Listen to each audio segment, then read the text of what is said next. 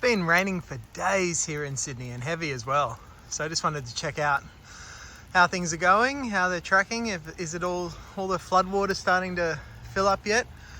Here in the ponds, we've got these little catchments around the lake. So these catchments are designed for the water. There's 3 of them around, and the water comes in, fills up. They've got old pebbles. They're about sort of 1.5 feet deep. So they have started to fill up now, and they've got to fill up first. And then if they fill up, then the lake will fill up, and then it will go over into the overflow across the road. So they've finally started to fill. Yesterday, all the pebbles on the bottom were still visible. So far so good here for the lake. It takes a lot for the lake to actually fill up and overflow. I've seen it before. It's happened a couple of times in the last 10 years. One of the things that you've got to see before that happens is this watermark just under here. So where the timber bit juts out, when the water comes up to the bottom of that timber, that's when you're getting to the point where it's going to start overflowing and filling up the area on the other side of Ponds Boulevard. And I'll take you around and have a look at that.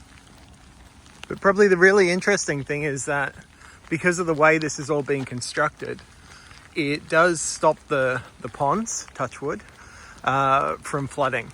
It seems to work really, really well that all the water comes down from the higher ground, sort of up the hill, channels down into the creek and into this lake here at Lake's Edge at the ponds.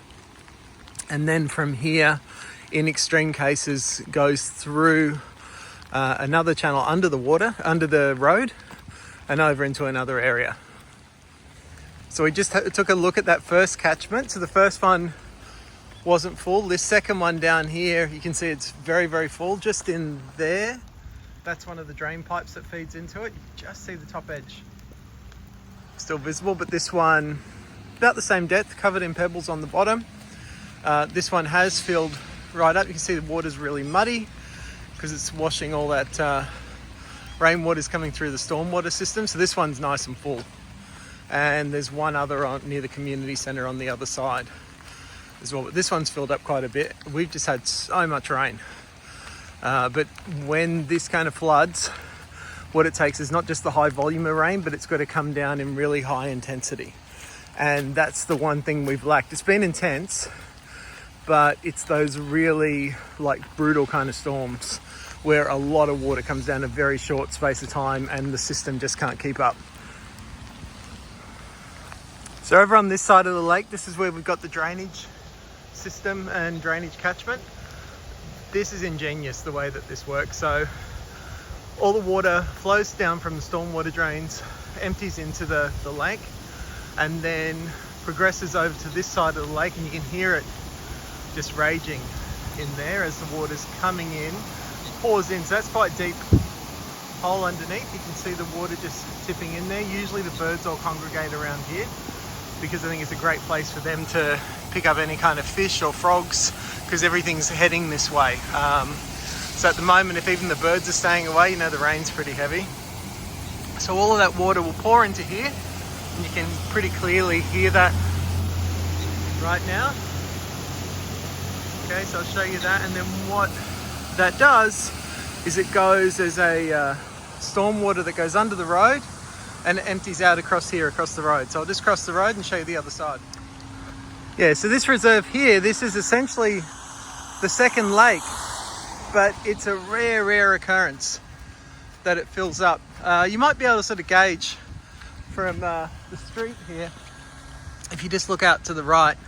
It is a fair dip. It maybe doesn't come across with the camera, but yeah, it's a reasonable dip. It's several meters down, and then out there, if I just zoom in, you can probably just see some metal rails, and there's actually a floodway sign in there as well.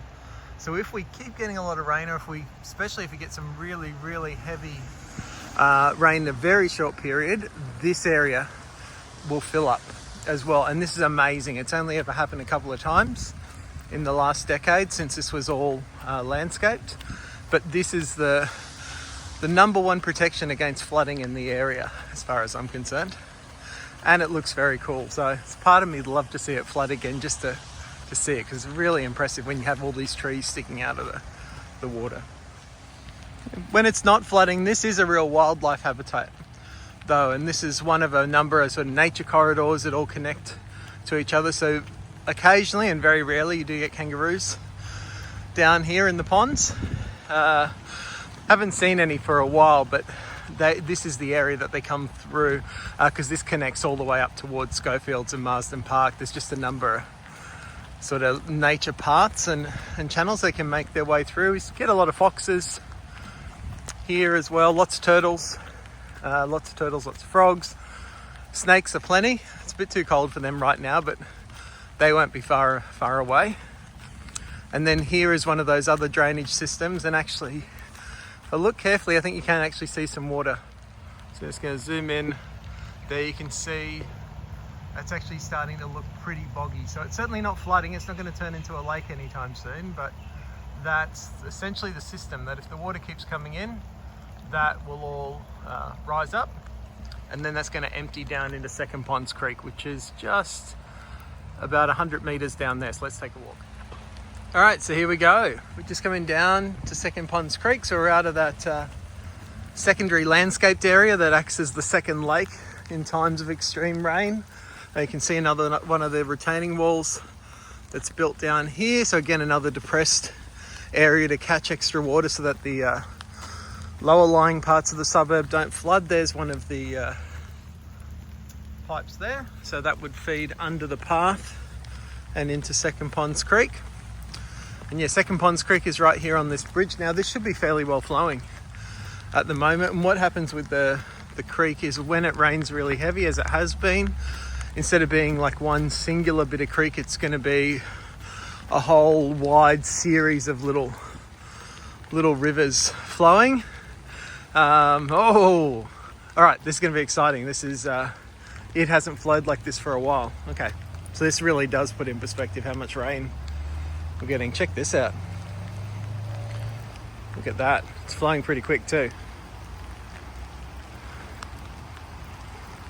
So there it is. So all of this just a couple of days ago was dry, except for essentially a little bit of water just here, just in this bit here and a tiny bit over there, but the rest of it was dry. You could have walked across virtually all of it.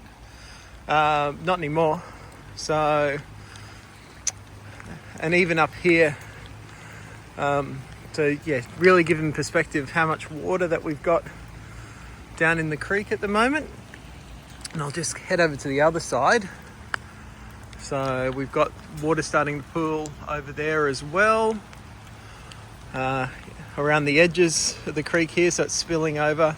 But this is the main creek line here, and again, flowing really, really quickly. So it's really good. But yeah, most of this, other than this line just here, which is maybe about 2 or 3 feet deep normally, but fairly narrow, you could almost jump over it in most places. I think you can appreciate that at the moment it's several meters wide, probably 5 or 6 meters wide in most places. And yeah, you're definitely not going to be jumping over this, because it's at least 1 meter or 2 deep as well, and all pouring in from the sides as well. So this is going to be interesting as we go further down. All right, now this is really cool. Usually when the water's flowing in here, you can almost struggle to find where it is at this section of Second Ponds Creek, but look at that. It's like the world's smallest waterfall as the water's finding its way down towards the creek. And there's the creek there at the bottom. But yeah, it's looking really good. This is alright. We do have a lot of rain. And seeing something feature like this open up definitely illustrates that. I'm no more than 100 meters up from that last spot, but here we got one of those sections where the water is just pooling into this area, and then it'll be slowly flowing down. This is what would be causing that mini waterfall feature, so to speak. So it's looking more like a lagoon or the bayou in the deep south, but plenty of water in there. And this is pretty unusual. Anyone who's familiar with the area would certainly know that. So I've just come up a little further around from where I shot that last bit of footage on the next bridge. At this point, the creek is really swollen, but it's not flowing the way it is a bit further downstream. So yeah, here we can just see where all that water is building up And I think you can see that through the trees. Again, this is an area where kids usually like mountain bike through, although you've got to be super mindful. There's heaps of black and brown snakes in here. Whereas on this side, yeah, you've got reeds, so it's almost always wet, but the reeds typically sit up way above the water. So to actually see them well and truly in the water, again, it's pretty unusual. So yeah, lots of water, lots of rain, lots of water. And just nice to appreciate this because it'll all drain out pretty quickly once this stops, although that might be a while away. So we've got the water flowing again here, so we're going further upstream. But in saying that, there's plenty of areas where there's catchments where it's going to come in. So they're going to be locations where I imagine it's probably going to be flowing a bit more freely. If you want your point of reference, that's where we are on Greenview Parade.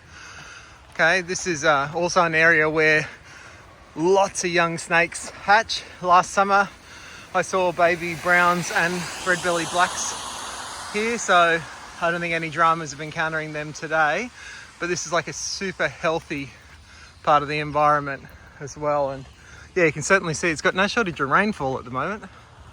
So Second Ponds Creek, let's have a look.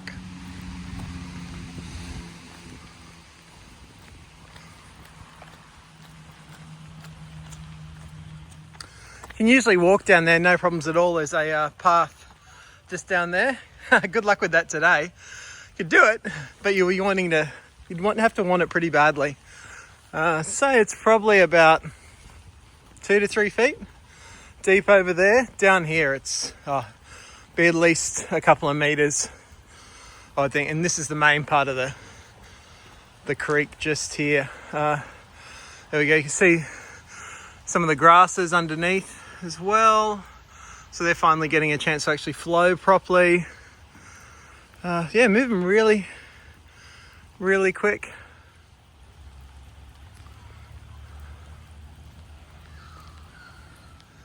If you want to get a sense of how good the drainage design is in the ponds, this probably really helps you visualize that. Yes, we've got a lot of water pulled around the edges of the reserve, and you can hear it squelching under my feet as I walk out through the cricket nets.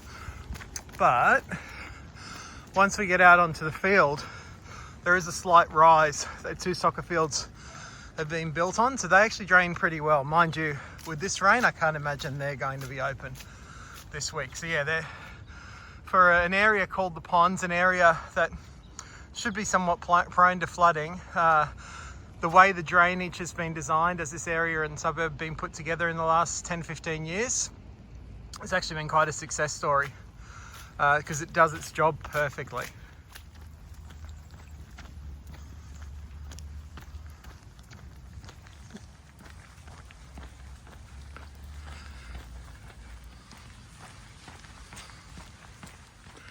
Now we got one of the purpose-built catchments doing its thing. There we go.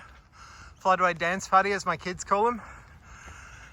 But here we go. So all the water running down, now the storm water, and filling up into this area, which is usually just like a little nice green grass depression. So starting to fill up. But interestingly, on this side, yeah, it's boggy, but not too much has crossed over yet. So yeah, we've still got a long way to go before those drainage systems reach their capacity. So this is looking good.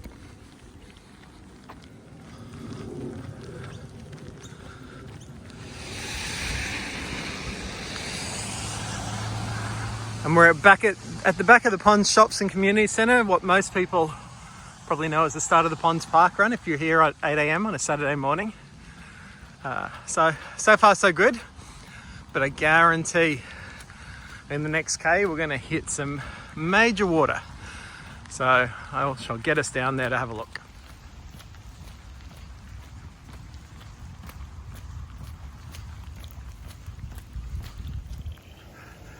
If you're not familiar with the area, this location gives you a really good understanding of how this flood and drainage system works. So this is one of the larger drains, and then what we've got is all that water that's pulled up into this area. So coming from the local storm waters, you can just see some of them on the far side, will then pour down into here. You can see that right now. So doing a very good job of managing the height of the water so that we're not getting a flood that's going up over the road.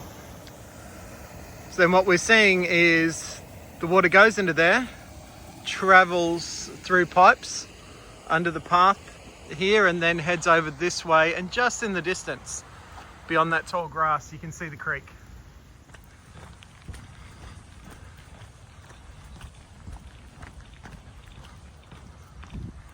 So that's that creek that the water was flowing into. Same creek, but you're just looking at that section where that overflow from that drains, just heading down into this area. So again, doing a pretty good job of managing it so that it doesn't creep up. Okay, the one bit of the ponds that is notorious for flooding, but I think it's the sacrificial lamb of this whole drainage system, is this area here, down under the bridge. And we are not even going to get remotely close to the bridge. And you can see how it's already flooded out down here. There you go. Literally, that's as far as we're going to go today. So I'll show you that. So what I'm going to do is loop around and go up over the bridge, which is in the distance. And that way you'll be able to see what it looks like from the other angles. One thing that does happen here every time we get a little bit of rain is that it washes across paths like this, and particularly this area where there's an old Aboriginal midden. So that's an area of like shell deposits essentially. So people traditionally would have gone over to the creek, you would imagine, come back, and this is where they would have eaten and prepared food. And then we get these big piles of shells. And what's been happening over the years since this area was, revamped, turned into a modern suburb, this was landscape, but all that top dressing has been washed away. And now you don't even have to dig. You've literally got shells just protruding straight out of the ground, like some quite substantial ones as well. But when you look at those shells, I'm like, wow, can you imagine how much the environment around here has changed? Because there are certainly quite a few that look like oyster shells and the like. And I just can't imagine oysters, being in this area now. So that's just a cool little aside. But the more rain we get, this little area in particular is getting opened up, and we're seeing the past revealed right before our eyes. You don't need archaeologists with a shovel and a brush to come in. Here it is, you just got to look down.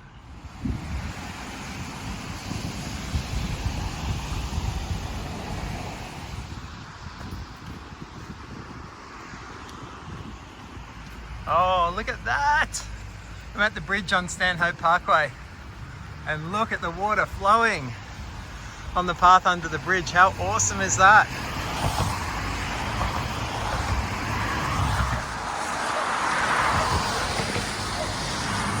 Second Ponds Creek may as well be just cutting through here. I love it when it does this. I don't know why, I just think it's really fun. If you enjoy jumping in puddles in the rain as a kid, well, have I got a puddle for you. This is fun. And this is happening a lot more often. We're getting so much rain here in Sydney and Western Sydney that we're seeing this a lot. I love it. I think it's really, really fun. And luckily, it's the only part of the path that does it, but it does it to the best degree. So let's check this out. Look at this. Anyone care to take a seat?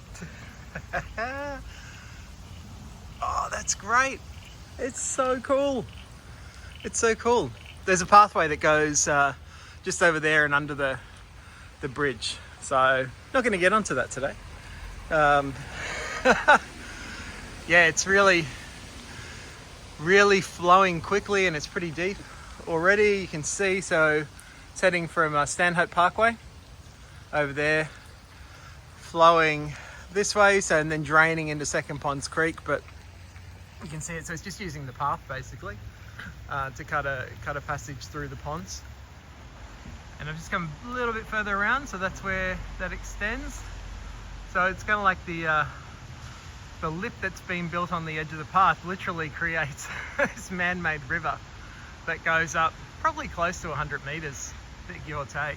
So it's flown all the way up, and right up the end there you can just kind of see that's the point where I stopped before. So that's the far end of it. So I hope you've enjoyed this morning. I know I certainly have. It's been good fun. I love it when it rains like this. And who knows, it's supposed to keep raining for several days yet, so this might not be the extent of it. I'm pretty wet, but I'm happy. Got that dopamine rush from a bit of exercise. So I'm off to get a coffee, warm up, have fun, and yeah, if it gets better, I'll come back and make sure to share it.